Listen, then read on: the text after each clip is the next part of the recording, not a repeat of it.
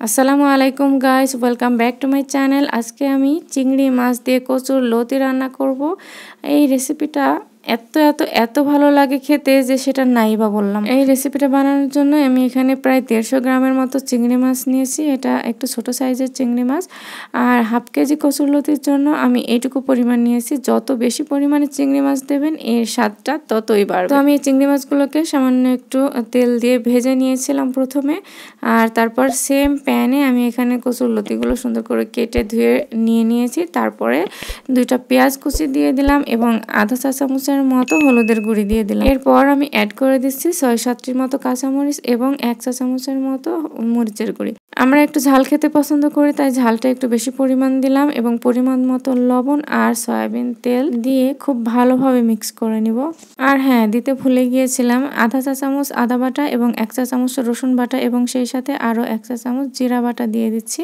আর এগুলো দেওয়ার পরেও খুব ভালোভাবে মিক্স করে নিয়েছি এবং এরপর আমি দিয়ে দিলাম চিংড়ি মাছগুলো। এগুলো খুব আলতো হাতে আমি এই কচুরলতির সাথে মিক্স করে নেব।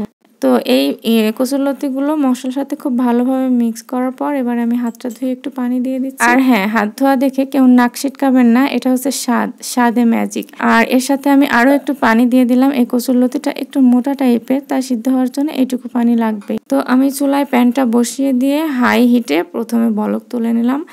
তো এই যে দেখুন, বলক চলে এসেছে। তো বলক চলে আসার পর মোটামুটি 5 থেকে 7 মিনিট আমি এরকমভাবেই কুক করব। 5 থেকে 7 মিনিট পর আমি চুলার হিটটা মিডিয়াম টু লো এর মাঝামাঝি দিয়ে দেব এবং মোটামুটি লো ফ্লেমে আমি পুরো রান্নাটা করব। তো আমি ফিরে আসছি প্রায় 20 মিনিট পর। এর মাঝে আমি 3 থেকে 4 বার ঢাকাটা তুলে নাড়াচাড়া করে দিয়েছিলাম, অর্থাৎ প্যানটা একটু দুলিয়ে দিয়েছিলাম, কারণ এটা বেশি নাড়াচাড়া করলে আসলে কচুর লতিটা গলে যাওয়ার সম্ভাবনা থাকে। তো আমার এটা কিন্তু প্রায় 70% মতো হয়ে এসেছে। তো আমি যদি ঢাকনাটা একইভাবে দিয়ে রাখতাম তাহলে কিন্তু কচুর লতির কালারটা নষ্ট হয়ে যেত। আর আমার কাছে মনে হয় সবুজ রঙের তরকারির কালারটা যদি নষ্ট হয়ে যায় তাহলে খাওয়ার যে একটা ইন্টেনশন সেটাও থাকে না। তো এই পর্যায়ে আমি একটা লতি আপনাদেরকে টিপে দেখিয়ে দিচ্ছি। এটা প্রায় 80% মতো সিদ্ধ হয়ে গেছে। এই পর্যায়ে আমি 5-6টির মতো কাঁচামরিচ দিয়ে দিচ্ছি। আর কাঁচামরিচটি দেওয়ার পর আমি এখানে দিয়ে দিচ্ছি 1 চা চামচ মতো টালা জিরার গুঁড়া। আর এই জিরার গুঁড়াটা কিন্তু অবশ্যই দিতে হবে।